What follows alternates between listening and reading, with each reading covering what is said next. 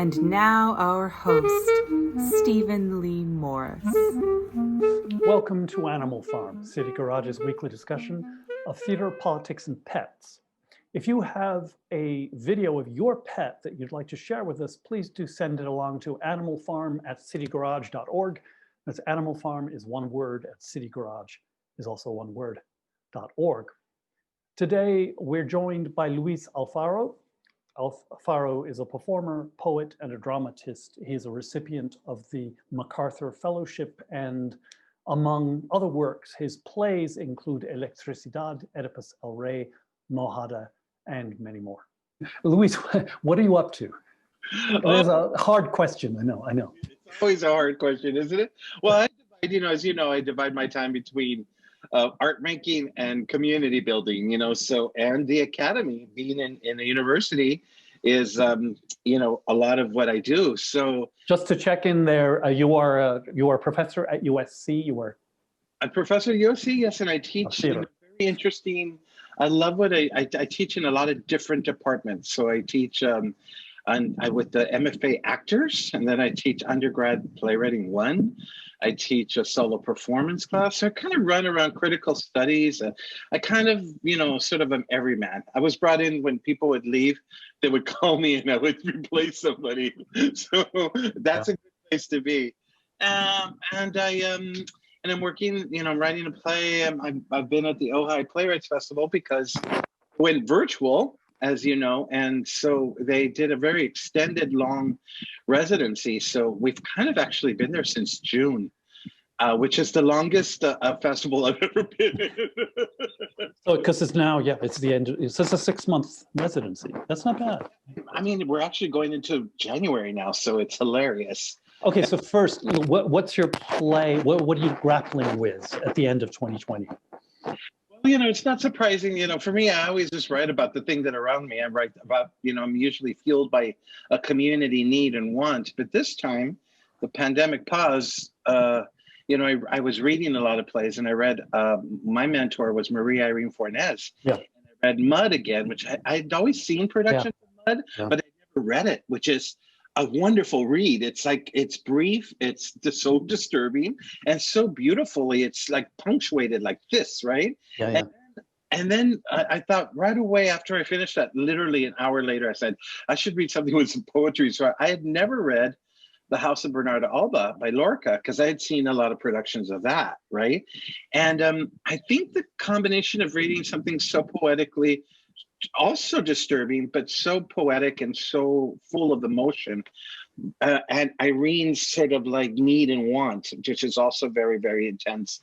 So is there a divide? You're implying, or I'm inferring, there's a divide between the written word and the productions that are locked in your memory. Is that true?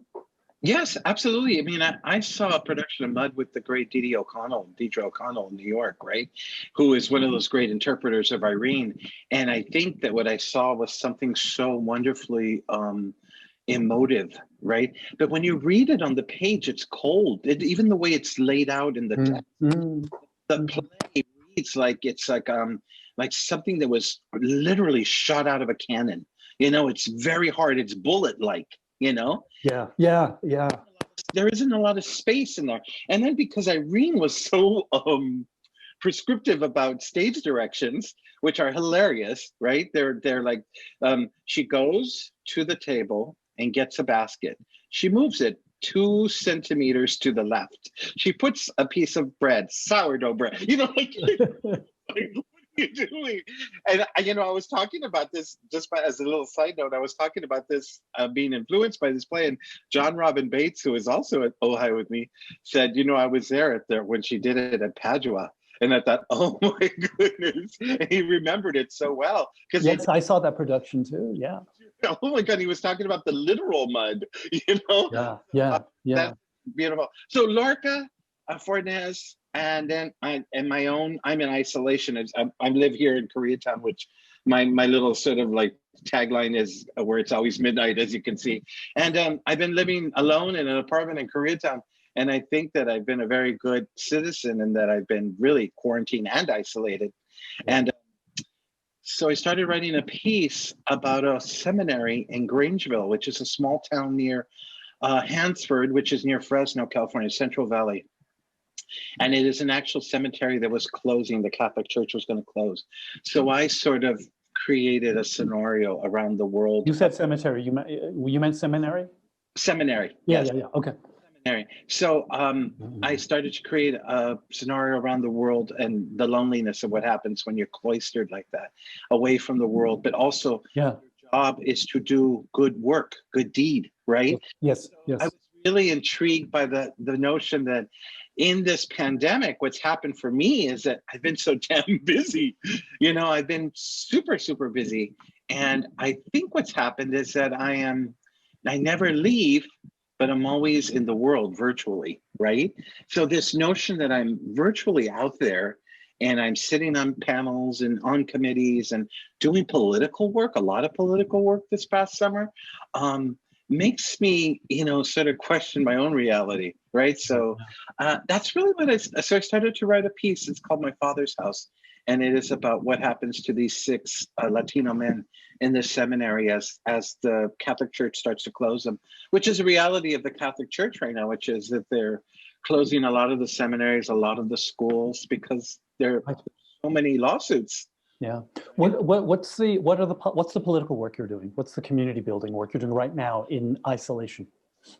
Well, I started, you know, this past, I don't know if you know that I was at Victory Gardens. I was one of the resident writers for 7 years. And, you know, we had a situation where right where the racial reckoning moment happened, there was a change in leadership. My friend Che Yu, who ran the theater, decided to move on, which was good. I thought, you know, he had always said after 10 years, I think every artistic director should move on and next generation. And the management of the theater and the board had a different idea. They had promised to do a search, and then somewhere without any notification of the community, they announced that there was a new setup and they had already picked somebody. So, you know, I started working with the other writers in the group, and we resigned and then did a series of articles about the resignation. And then the resident writers who were going to be produced that year in their New Works Festival resigned with us. And then basically we changed the structure of what happened. We pulled because there was so many resignations and so much protest, the board stopped and the board president stepped down. A very lovely man who I had I still have a great relationship with, but we worked through it. You know, we worked through transition and change, and you don't just get to keep the system the way it is. You know, there are bylaws, there are missions. You know, I was there for 10 years doing community work in Chicago and, you know, in LA and in Ashland and Oregon. So all of those worlds to me are very, very important worlds. So that's typical of what I was doing, is doing work like that around the country. I go around to a lot of regional theaters and a lot of academies, so a lot of universities where I help, we talk about transition and change. I call myself a change whisperer, right? How do we create change in American theater today? How do we take account of the moment we're in?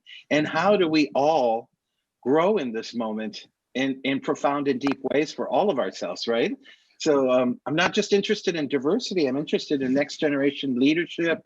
I'm interested in the plays that we're making and how plays get made and who gets to make plays and how we help people make plays. So, you know, I joined, I'm one of these, I'm on the artistic collective of CTG right now. And part of it is art, but it's also about, you know, sitting with the staff and talking about what's going on, right? Because I think that's important. How do we create a space in a city like Los Angeles, 10 million people, 224 languages spoken in our city, and the leadership in Southern California that is almost exclusively white.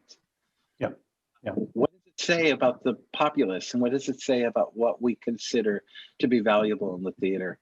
And so this is like really big, challenging, and you know, these are things that I don't think you come in and try to kick the door down with. I think it's about diplomacy and a good ambassador, and you know, opening the door for your community and creating situations and events. And you know, I mean, everything I've been doing since I met you, Stephen, and I've known you since the 80s. Yeah.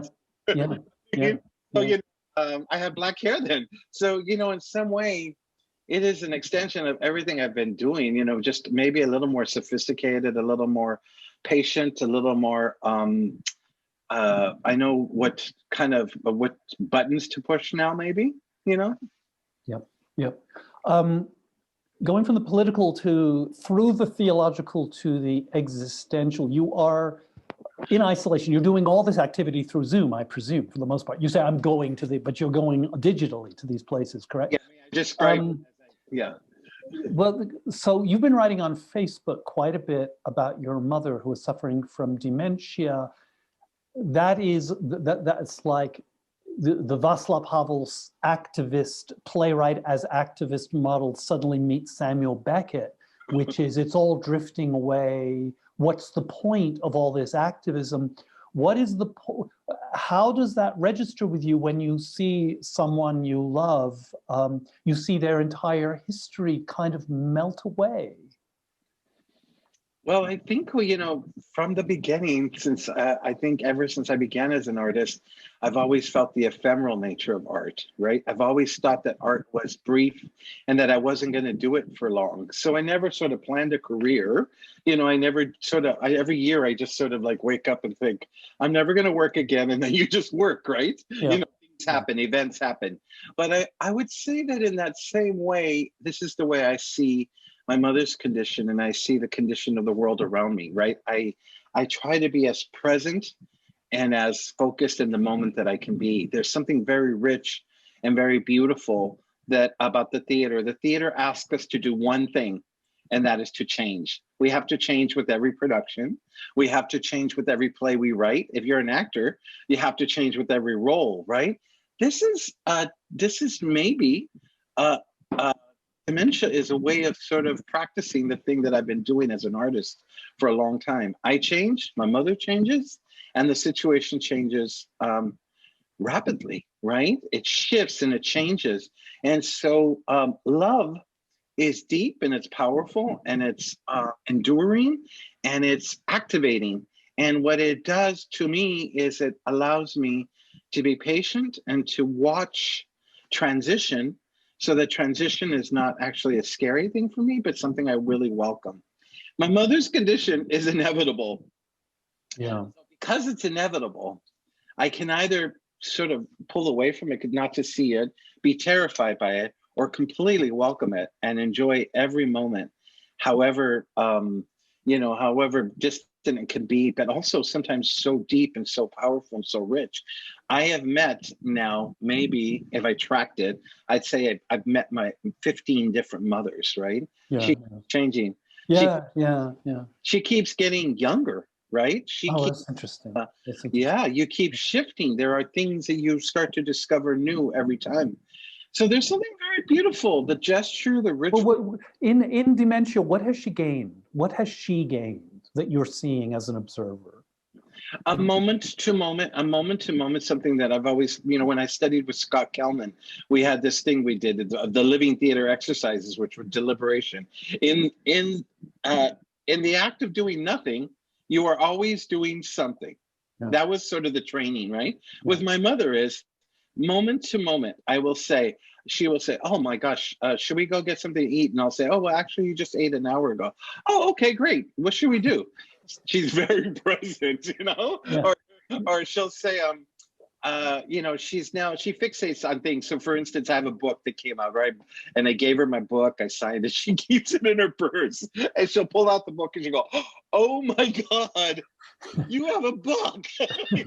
And you say, yeah, and scenario maybe 30 times.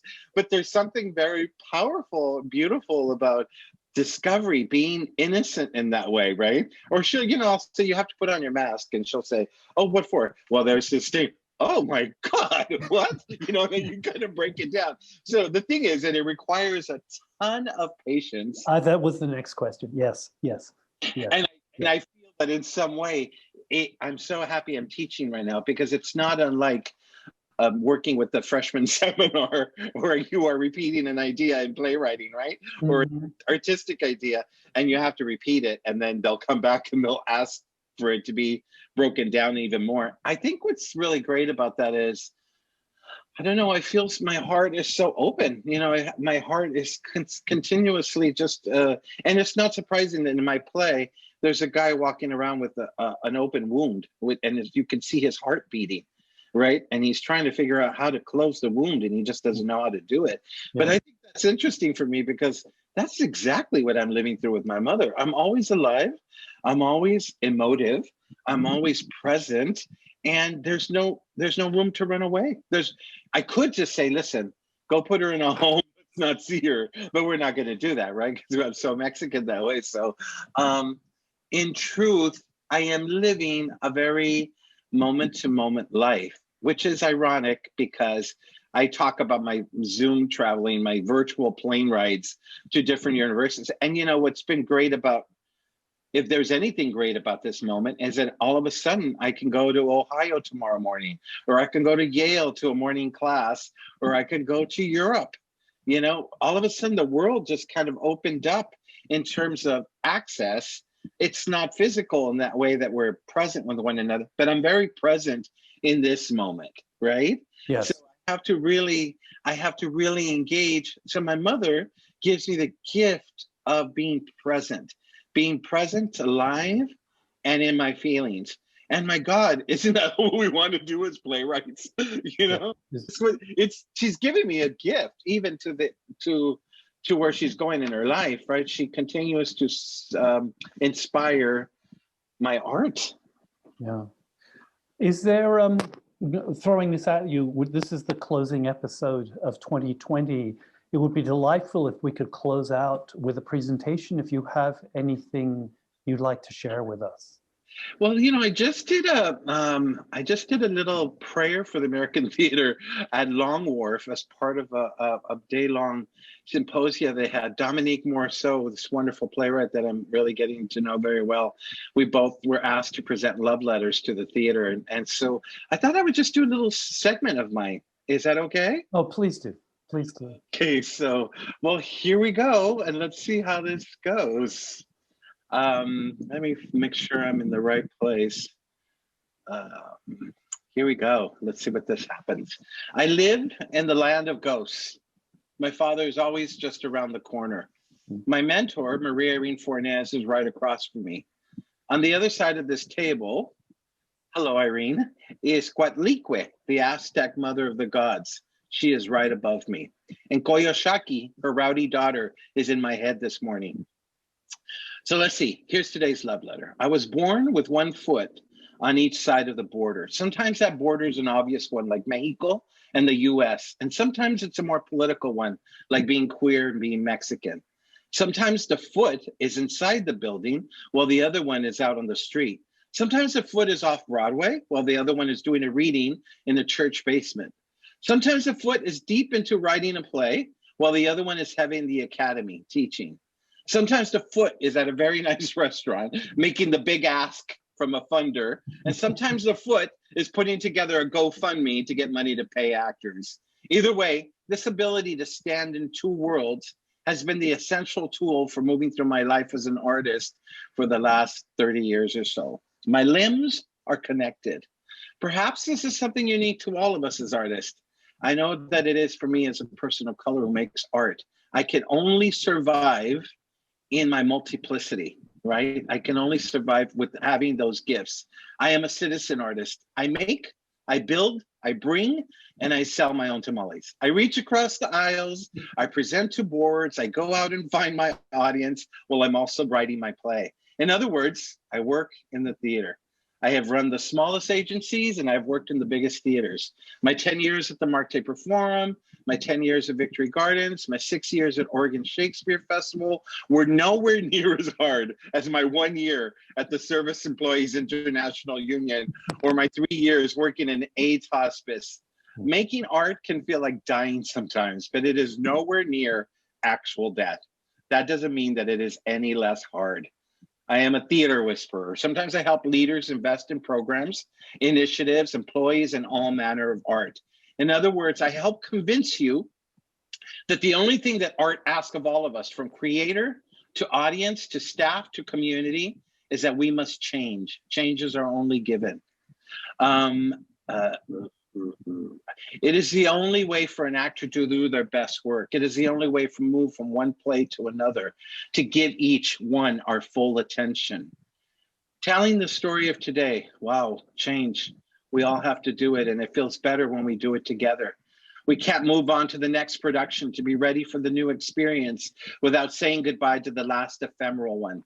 I am my community's channeler, translator, interpreter. Next to the Alleluia preacher at the corner, which I have here, I might be the second most spiritual person on my block, which brings me to this moment, this extraordinary moment we're all in. And let's not pretend that it is momentary and without cost. I don't want to go back to the way we were. I do not.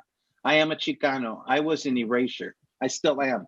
You don't often see me on stage in a movie or on television. And when you do, I am serving you or I'm hurting you. That is a construct of the dominant culture. Yes, we hurt, we serve like everyone, but we also love and we also build. I don't want this moment to go by without real transformation. I have changed deeply. My thinking is not the same. My loving is not the same. My language is not the same. I come from the most populous county in all of the United States. Over 10 million people who speak 224 languages, but we only generally perform in one. What's up with that? 7 regional theaters in Southern California, all run by very nice white men. 8 associate artistic directors. Only 1 is a person of color. Latinx people make up more than half of the population of Los Angeles, but 0 of the leadership in theater. The great pause has become the great possibility. That's why I'm here with you, Stephen, this afternoon, because I believe that I have come to change and to be changed. And that is the thing that theater does best. I'm changing. Luis Alfaro, thank you so much for joining us. Thank you, my friend. And this is our closing episode for the year 2020, but we'll be back on January the 13th with an entirely new edition of Animal Farm. In the meantime, here's wishing you the happiest of holidays as is possible under these weird circumstances. And to close us out, thanks to Megan for her submission of Happy Annie, the dog with puppies.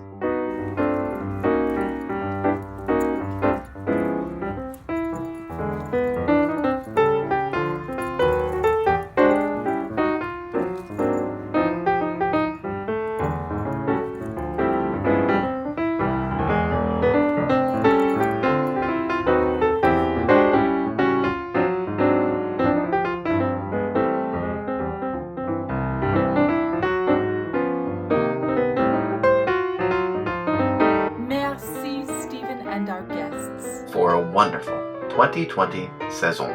We'll be back with more theater, politics, and pets. Wednesday, January 13th, 2021. Happy holidays with a lot of love. See you next year.